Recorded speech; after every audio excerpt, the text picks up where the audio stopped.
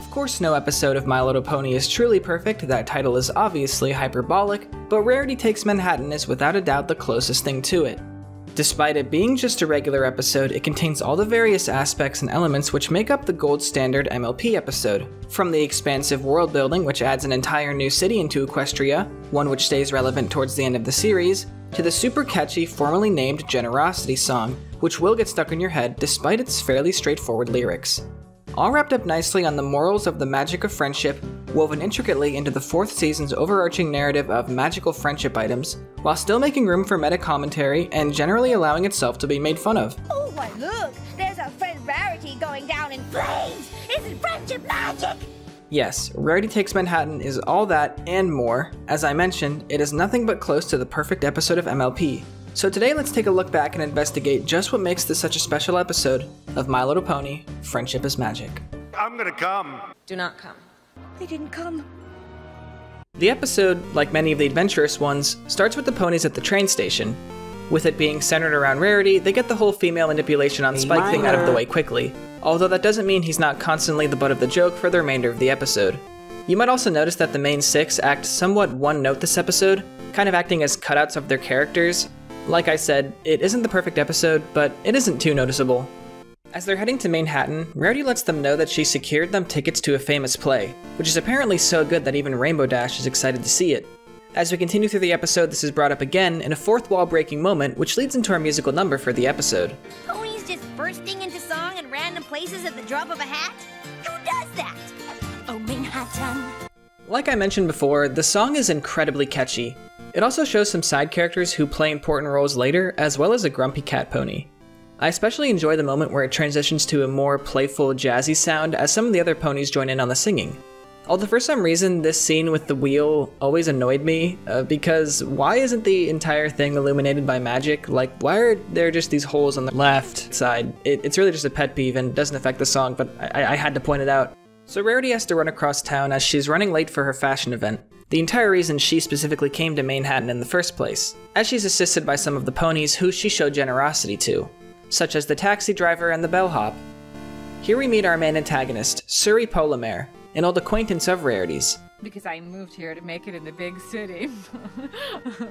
Okay. And now here we are, competing. Okay. This is also where we see her ensemble of dresses, all donned in this vibrant purple fabric she created. Rarity also decides to lend the specific fabric to Suri, as she pulls a Batman on Rarity. It's been wonderful getting caught up, and I don't wish to be rude, but I need to finish my preparations, and I am a bit late as it is.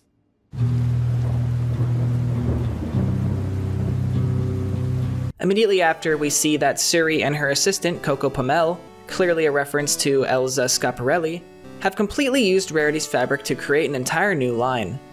This is an excellent and realistic lesson to present, that people can and will pretend to be your friend just so that they can take advantage of your kindness, and we can see that this completely breaks Rarity. My generosity has ruined me, I tell you! Eventually, with the support from her friends, Rarity manages to come up with an idea for an entire new line of dresses, as she employs each of the main 6 to accomplish a certain task. She also starts treating them like the average American worker by micromanaging them, using guilt tactics, and manipulation by cheap incentives. You said if we skip dinner at the Farfield Tavern, you'd order a meal for us to eat while we keep working. Don't fret, it'll be here in an hour. That's not going to be a problem, is it? While this behavior is inexcusable, it is understandable given the stress she's under, as she has a complete mental breakdown.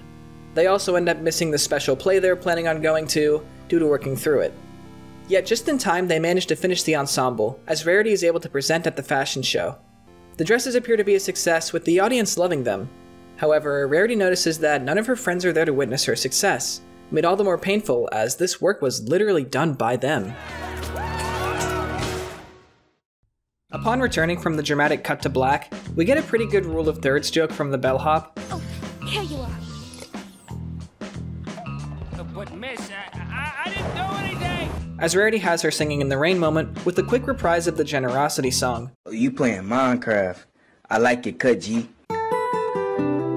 So Rarity, thinking her friends all abandon her back to Ponyville, decides to head home. Right before, surprise, it turns out that they all just overslept. At this point, Suri tries to deceive Rarity into thinking that she lost the competition for leaving early, but she's unbothered by this information, just happy that her friends didn't actually abandon her. Taking advantage of your friendship the way I did, how could you ever see past it? Yeah, you were pretty rotten. She also managed to get an exclusive showing of the play that they were originally going to attend, so everything turned out okay in the end. It was aight. However, as it turns out, even though Rarity was tricked into not accepting her win, she still managed to win regardless, as Coco Pomel exposes Suri to the judges and takes the trophy on Rarity's behalf. Her and Rarity manage to make out a deal, as Coco leaves her with the trophy and a special gift.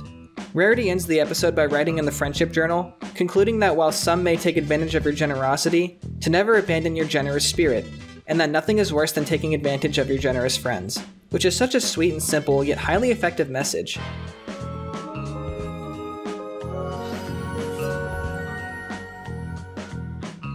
And that was Rarity Takes Manhattan. Without a doubt, one of the best episodes in all of MLP. I plan on covering every single magical friendship item episode, including the season 4 finale, so if you're interested, please do consider sticking around.